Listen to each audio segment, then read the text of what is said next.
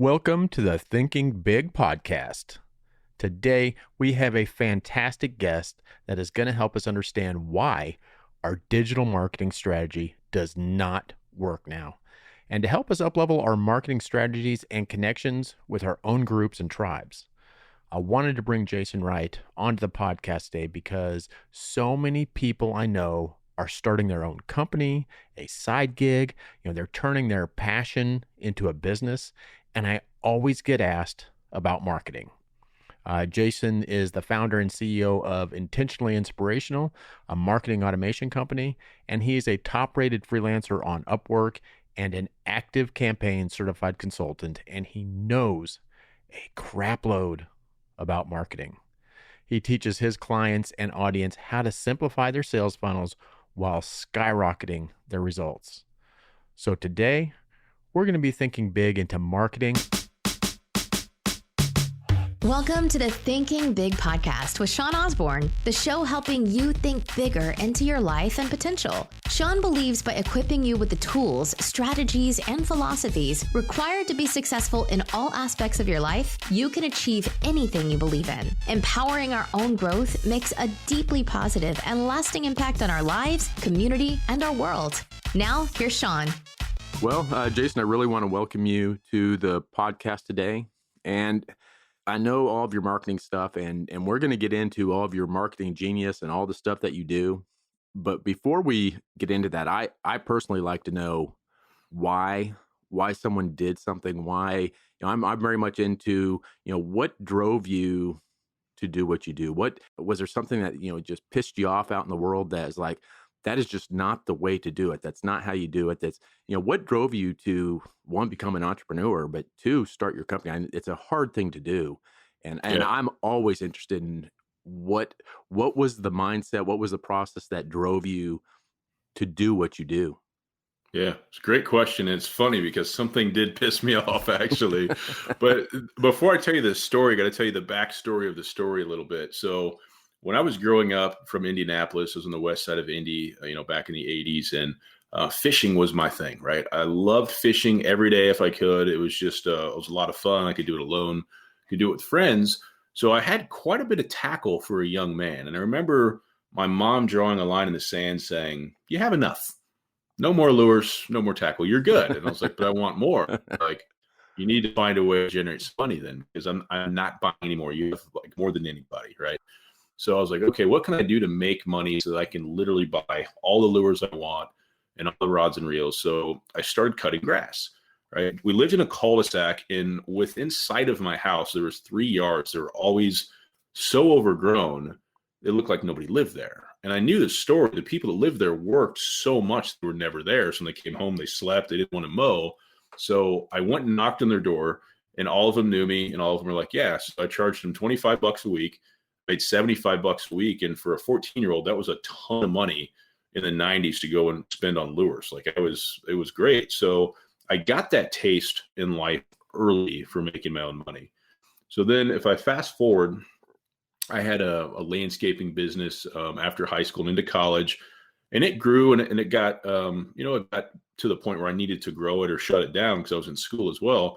And my wife and my parents and everybody I was listening to said, you need to finish school and get a degree because that's what you're supposed to do. Right. And I'll be honest with you, and I've told them all this too, but it never felt right. It felt like I was kind of faking it. I was like, God, I don't want to do this, So I did it, and I was in HR for about 7 years. And when I first got out of school, I was at my first company 5 years, and the next company a little less, next company a little less. And I was like, I know myself well enough. This isn't going to work. So how do I make the exit, because my wife was not on board. And I worked for this guy that was, had started a company, made a ton of money for himself, and he could literally do whatever he wanted. So when I would see this guy and I would, he'd travel all over the world, he'd do whatever he wanted, I was like, I want control over my time. I said, if this guy can do it, I can do it. Do I need to make 300 million bucks like this guy? That would be nice. But my biggest driver was I want control over my time. Right. I don't like getting up early. I want to sleep in, just simple things. Right. So I got angry and I was like, I know this guy, he's not smarter than me. I'm like, I can do this. So I've got to figure out a way to get out of corporate America and be able to control my time. So I became obsessed with it. So that's really where it started. And the first exit was not good. It was a big failure and got us in a really bad situation. But I was obsessed with what I just told you. Even my wife would say, I want to support you, but what's the plan? I'd be like, I don't know. I haven't figured it out. That's not a very strong selling point to your spouse. The neighbors are teasing me. My kids are like, Dad, what are we doing? I'm like, you're just going to have to trust me, but I can't tell you why. You're just going to have to trust me. Yeah. So, yeah, there's just something in you that drives you, that it is. Sometimes it's hard you can't pinpoint what it is. And making that pivot on, going from a company to your own business, that is a tough thing. And and part of that, to me, really part of that pivot is learning how to market yourself, learn how to get the word out of how you can help somebody, how you can, because to me, marketing's all, you're way more knowledgeable in marketing. But for me, the simplest thing is, how can I portray how I'm going to help someone, what's in it for them, and not me. And that's taken me years to learn. And I still don't know. I mean, I know nothing about marketing. I'm so happy to have you on here. I want to learn just as much as everyone listening on how can we do this. And I actually think this is bigger now than ever before, because everybody's starting to move into this, side gig, this doing their own thing with the coronavirus stuff. Is people are reevaluating what they want in life, and they're going to start looking at how they can start doing their own thing. And it all starts with you have to be able to market yourself. And I'm not good at that, but to me, in my brain, that's where a lot of things have to start. Absolutely. Is that. And so what started you in the marketing? Yeah, it was interesting. It was by accident, to be honest with you. So I alluded to this a little bit. My first attempt when I quit the job, I was making about $80,000 a year in HR. And I don't know where I came up with this, but I told my wife, I was like, I need 3 months and I'll recover that income. Okay? I don't know where I came up with that, but it's crazy. I was like, we have enough savings for 6 months. Things will be fine. Went and bought a luxury car with no job the next day. Another horrible decision. And I was going to sell these neighborhood magazines, right? I believed in the company. I believed in the idea. I saw people who were successful. I was like, okay, they can do it. I can do this. It's just marketing neighborhoods, right? But when push came to shove, the thing that made me fail was I didn't want to fight because it wasn't my thing, right? It was like, this isn't my baby, so I can't make myself care. Right. So that really is where things kind of came unraveled. And then I came up with this name, Intentionally Inspirational. And I was like, I don't know what this is, but it's going to be something. It's going to be something that affects our life. So I started writing blogs, and I was kind of talking to other people in corporate America who were thinking about the side hustle. And I was just encouraging people to go after what you want to do. Right. And I could get I've always been able to get people's attention. When I talk, people listen. And when I write, people pay attention as well. So I was like, I don't know what I'm doing, but for now I'm trying to share this blog, this message, and there was no money in it at all. So I learned a little bit about marketing because I was like, I want as many people to see this as possible. So it's real basic stuff, going into LinkedIn groups and sharing stuff. And it was mostly organic. And then over time, I was on Upwork and I saw somebody looking for a blogger, and I saw somebody looking for a copywriter, and I started landing some of these gigs, and I was like, I can write, but I don't want to do this for a business, but at least I'm making some money. Like there's something there. And as I started to learn about ClickFunnels and ActiveCampaign for myself, I started to understand what an email list was. I couldn't grow one then, but I knew what the value was. I started noticing on Upwork that, hey, instead of looking at these writing jobs, there's people looking for the same thing I just figured out, and they're willing to pay pretty good money. Right. So I would say, I can set up a ClickFunnel for you. And I would get a job, and I would get in there and realize I didn't know what the heck they wanted. And I would research it, and I'd put in the effort to educate myself. And maybe I'd underbid the job, but I would learn. I'd say, okay, I'm getting paid training in a way. So I kept doing that, and I kept making a little bit of money. And eventually I had a side business that was profitable. And it was like, hey, I've got something, but can I go full time? Probably not. And once I started to understand the bigger picture of sales funnels and how it's really three parts: traffic, front end, and back end, and that's it. Once I had that light bulb, I was like, I think there's a business here. And so I kind of backed into it by mistake. Right. I learned architecture, platform specific first. And then after working with enough people, I started to understand strategy, and it became fascinating to me. And that's what I do full time now. And it's going well. It's a lot of fun, and I get to impact people and make great relationships too. Oh, that's great. Yeah, to me, necessity really drives all of our inventions. All of what we do is based on our need, and it's good. Man, it's great that you saw that.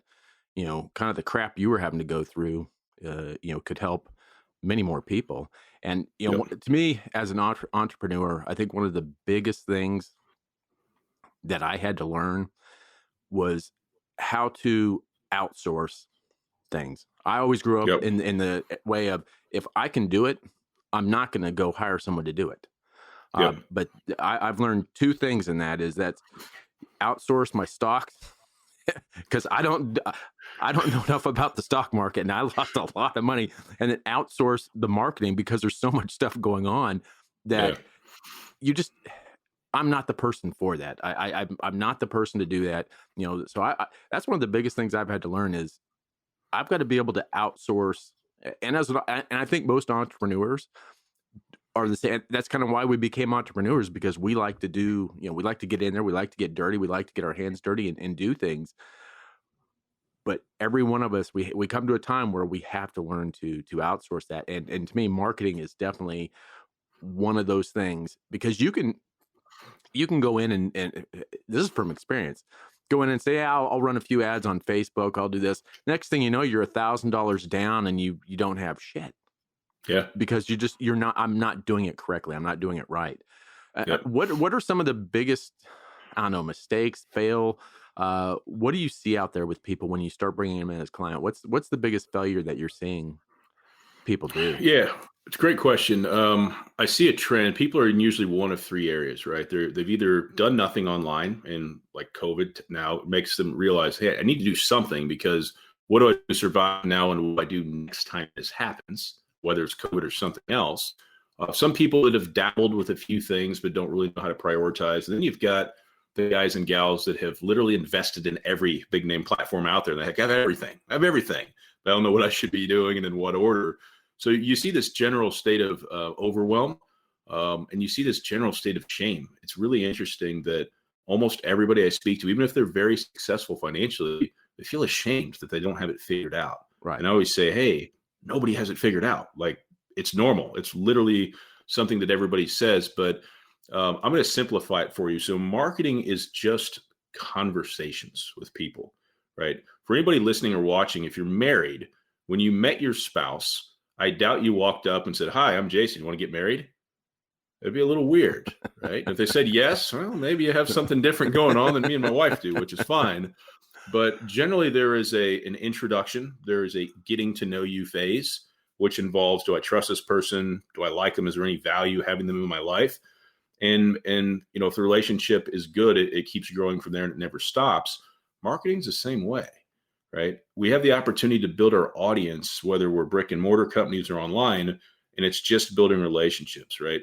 So people can be part of my audience. They may never become customers. That's okay. You'll have some of those. Some people will become customers and become raving fans and do your promoting for you. And a lot of people will fall in between. But you've got to know who you're trying to serve, right? I know that's basic, but a lot of people, even that are successful, I say, well, who are we targeting specifically? And they have no idea. Yeah. Well, Everybody. people. That's all you got. So we got to figure out, who are we targeting? And then another thing that's amazing is they don't know the basic customer journey.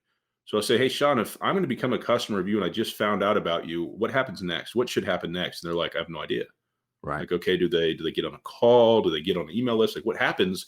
So understanding that basic customer journey from awareness to a sale, and then what happens then.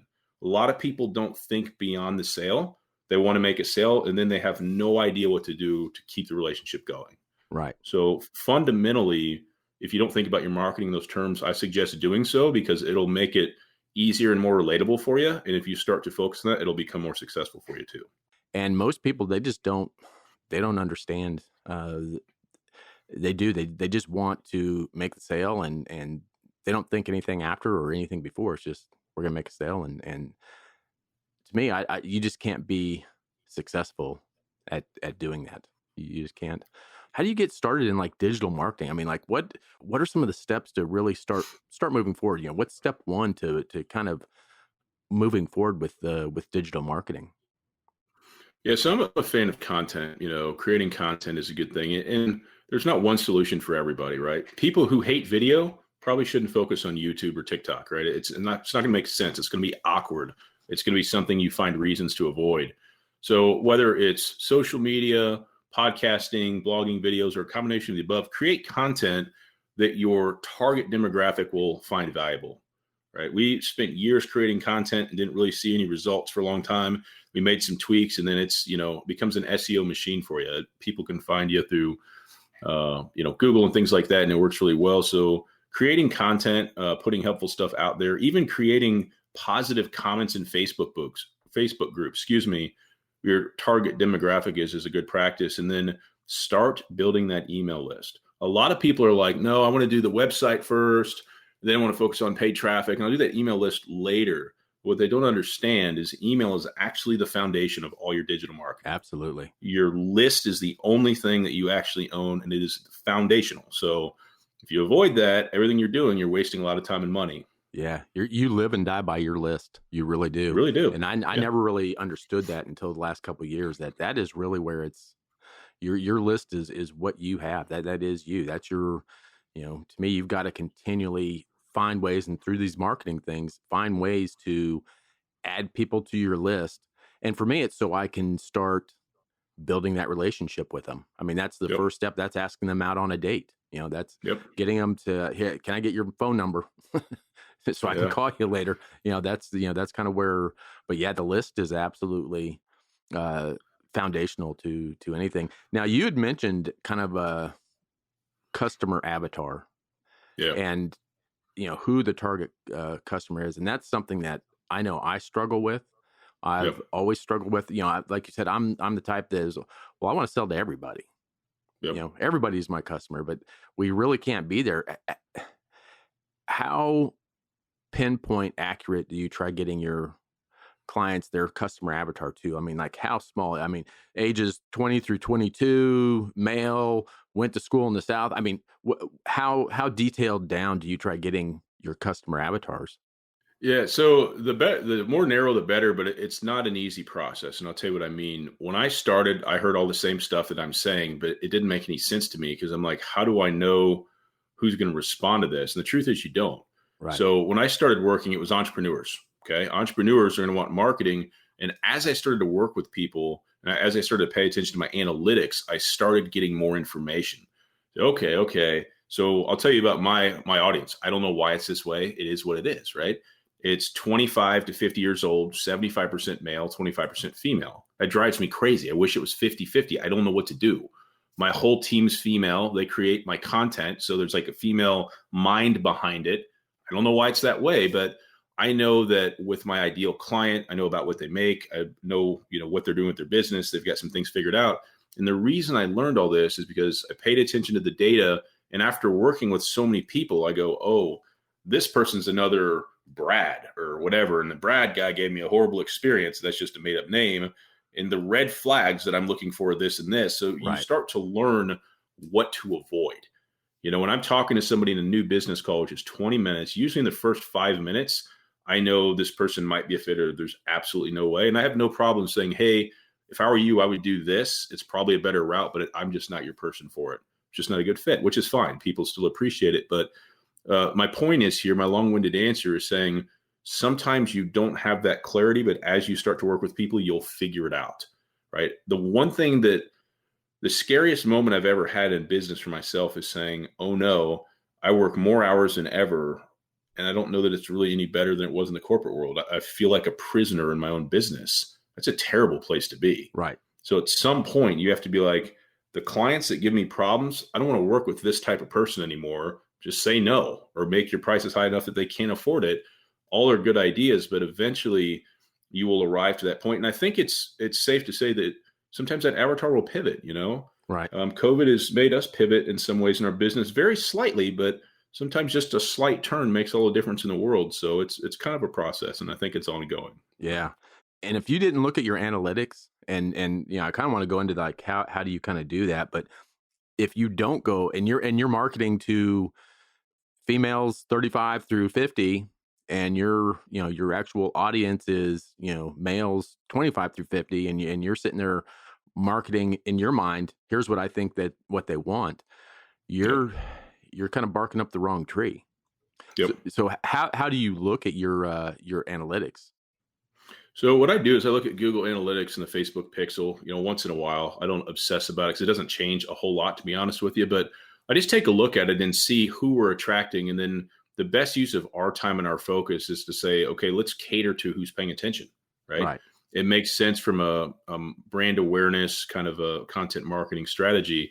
So that's what we do. And it's fascinating. Something I didn't mention earlier, I'm kind of jumping on a tangent here, but in addition to that email list, a great piggyback is a Facebook group, right? You hear lots of people talk about them, but a Facebook group and an email list together is one of the most intimate channels that I found to communicate with your audience. And if you get a person in one, get them to the other as quick as you can. It's a really powerful tandem. But a lot of times, especially with the group, you go live and you start actually talking to your audience, they'll tell you stuff and answer questions for you to help you figure it out. So that live feedback is also another piece to that kind of analytics equation of who your audience is. Right. That's great. And there is a difference between a Facebook group and a Facebook page. And oh yeah. Yeah.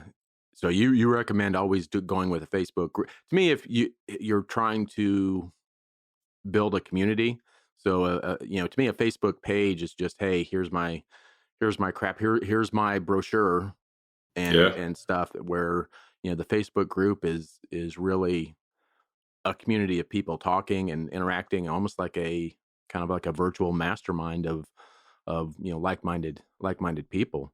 Very different, but for sure. How do you grow your Facebook groups? I mean, what's one of the things you do to grow that? So with Facebook groups, when I got started, obviously I would reach out to people and invite them to the group that I knew that I thought would benefit. And then I would actually run a $5 a day engagement ad just to get people to like my page. And then as soon as people liked my page, I would invite them to like my group. And that's how I got started with it. I don't do that now at all. Facebook will actually, through their algorithms, recommend your group to other people joining groups like yours.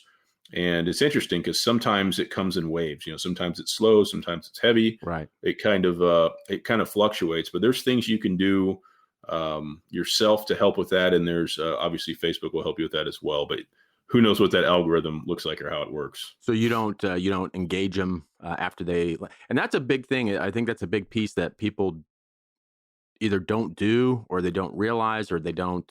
I know when you make, it's like introducing yourself. When you have that friend request, or someone likes your page, communicating back to them, I think, is crucial. Don't just say, okay, I've got another one and next.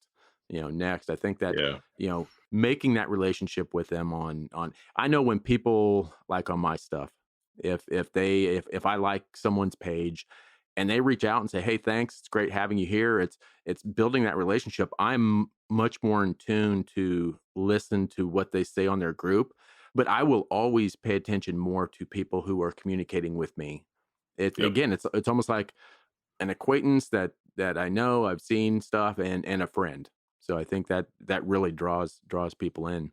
So you think Facebook groups I've noticed myself that Facebook has grown tremendously since February, March, and the Corona stuff. I used to do a lot of stuff on Instagram and various other things, but I've personally noticed a huge increase on Facebook, engagement wise on Facebook.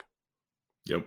I've got a golf group that I have just for fun, and that thing has exploded this year because where I live, the golf course is never closed.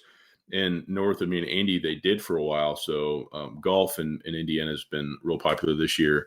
And, that's a group I've had for years, and it's been really quiet. And then this year it's just blown up. So it's kind of fun. But it's groups are cool because like you say, that being able to go live and being able to interact and have a little bit more control is it's a big deal. So they're a lot of fun. They require a little bit of work. It's not much, but you just have to be consistent like anything else, you know? Right.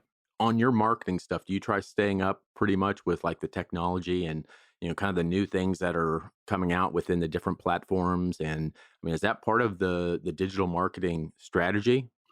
So I'm platform specific, or at least that's what I say. The truth is I'm probably good in 20 plus platforms, but I'm really, really strong in 3. And I try to focus on platforms, not industries, which is backwards from what people tell you to do, because I became so good in 3 platforms that it just worked out that people would seek me out for one of those. So if there's a need that I can't fill now and something new comes along, will I look at it? Yeah, but there's a lot of stuff out there that does the same stuff. So you could have success with a lot of platforms. But what I find is somebody will come to me and say, hey, I need help with building a list, engaging people, making more sales. And I'm like, okay, we're going to use what I tell you to use because Right. I'm an expert in these platforms, and they don't question it. So I use my stack because I know what I'm good in, and that's the best way I can serve my end customers well. But if I wanted to drive myself crazy, I could probably do it in, 50 different platforms. And there's just a lot of options out there. So I don't really try to keep up with everything. If there's something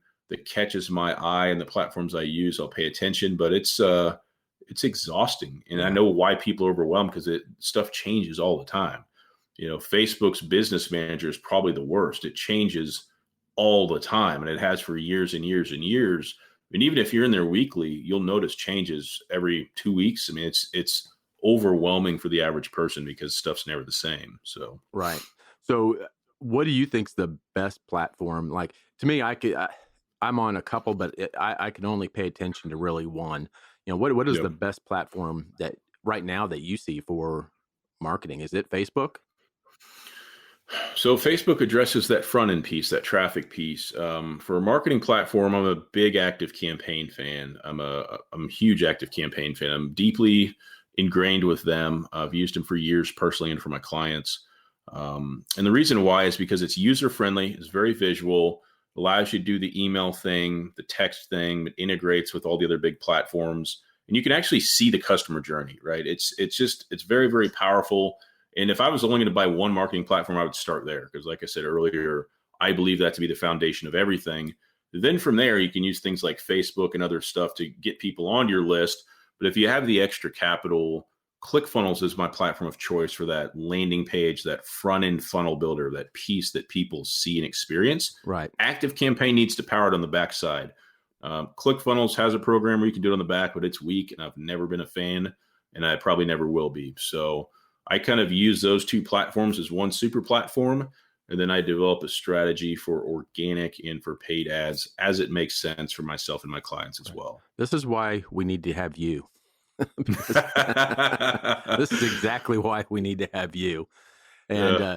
so I've got to ask one question. How Sure. are you still upset? Are you still pissed off? Are you still seething that Peyton Manning came to my Broncos? I'm not. You know You're what? not? I'm not. I was, we all rooting for him here as well. When he won again, it was awesome. So, nah, I can't ever be mad at Peyton. I was a little confused by the Colts decision, but I get it. They got to try to make the call with the bets and the odds, and is he going to stay healthy in that thing? So, Yeah. I get it. But no, I was happy to see Peyton go to the Broncos and do some damage there as well. So Yeah. we're still huge Peyton fans here. Oh, that's good. That's good. Yeah. Now, one of the things that you have is how to create the perfect email welcome series. Yep. What is that? What is that little program? Yeah, so it's just basically it's email templates, and it's an explainer video of me kind of walking you through what to do. But most people don't do this, but it's foundational. So if you have a lead magnet, if you have a value you're exchanging for an email address and a first name, what most people do is they say, hey, here's your ebook or whatever, thanks. And then the people just sit in their email list and they're like, what now, right? The welcome series is that getting to know you that we talked about earlier. The welcome series would start up, a day later, say, this is who I am. Glad you're here. This is what you can expect from us. This is how you can connect with us further. Introduce the Facebook group, social channels, etc. And then you have the opportunity to give them more value over days 2 and days 3. So it's a really nice first impression you can give to your contacts, your audience, and it just helps with future engagement, sales, relationships, etc. So it's a really nice secondary sequence in your email automations. Right. And that's, and one of the things that we're going to do for the listeners is we're going to put all these links in the show notes. But that is perfectmailsecrets.com. And that's something that you're giving away to the listeners to go up and get that. And to me, that is very critical. And I know I didn't do that for a long time. I would get people on my list and then not do anything with them. They would just sit there until my next promo. And then they would get another email. It might be 2 months later. And we just can't do that. I mean, we've got to nurture our connections, nurture our list, and having something like that drawn out for us, having those templates, I'm telling you that there's so much value in that. And we have to do that. If we're going to grow our list and actually turn that list into potential customers, we've got to be able to, we've got to know how to nurture them. So we've got to have, people like you on board to drive us, because again, I would rather have 5 good people on my list than 1,000 names that are just sitting out there. I could go and give away all kinds of stuff every day. Come and download this ebook, come and download, the 5 greatest steps to leadership, whatever it is. But if I don't have the knowledge or the team or the connections like you to go and actually do something with that list, it's all a moot point. I've wasted my time. And I've found if I then go and send them an email 2 months later, that's a dead. They're no longer interested in what I do, because I never went and nurtured that connection. Absolutely. Yep. Yeah. If you have a lead magnet, a welcome series, and then you actually send out regular comment to your email list or content to your email list, you are 99% better off than most businesses. It's amazing how simple that is, but nobody has it set up right. Yeah. Very rarely do I actually get into the back end of someone's account and go, I'm impressed. Usually it's a bunch of pieces of stuff. Nothing works right. And the end result is not a good one for the contact. So, right.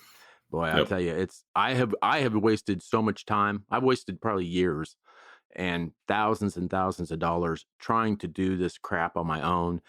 And it's, I'm telling you, it's not worth it. That is one of the biggest things I had to do is learn, hey, that's not me.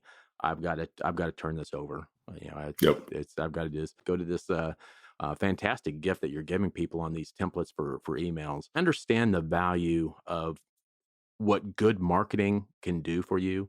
I mean, it can either make you or break you. It really can. Yep. You can have the best idea, the best everything, but if you don't know how to market, you're going to waste either all your money and you're not going to be successful. It is. Yep. And I actually see crappy shit out there that is marketed very well and they do extremely well. So if you have a good product and you know how to market, you're going to be unstoppable. You got to have both. Yeah. Anybody who is in entrepreneurship, anyone that's trying to sell anything or to produce anything, you have to pay attention to this because if you don't, you're just not you won't be very successful. And again, I know from experience from years of not doing it right. See, I'm great on what not to do. I don't have the details on what to do, but I know what not to do based on experience. But thank you so much for being on the show and taking the time and really giving our listeners such a huge value. It's extremely important what you do, and I really appreciate you taking the time today. Yeah, I appreciate the kind words and really happy to get the invite, and I'm glad to be here, Sean. Thank you. And we will talk soon. All right, sounds great. Well, I really want to thank Jason for being on the show today. He had such great information, such valuable information to offer all of us. Be sure to go to the show notes of the podcast and see how you can get the many ways you can get in touch with Jason through the website, Facebook, Instagram. Everything is up there in the show notes. Make sure you go and visit perfectmailsecrets.com. That's where you can go get your free email sequence that we talked about in the podcast. And always remember that leaders are readers. And there is some great links to books, within the podcast or within the show notes for a free book of Think and Grow Rich, a free Audible book, and there's a link to a very special 14-day challenge that I'm going to be kicking off next week. It is a 14-day challenge on Think and Grow Rich. You will learn 14 amazing tools and challenges that go along with Think and Grow Rich. But here's the big thing. When you do this challenge, you have the ability to feed 400 people through Feeding America. This is such a great opportunity for everybody to go do. You're going to grow and you're going to give. Until next week, always remember to think big and remember your future.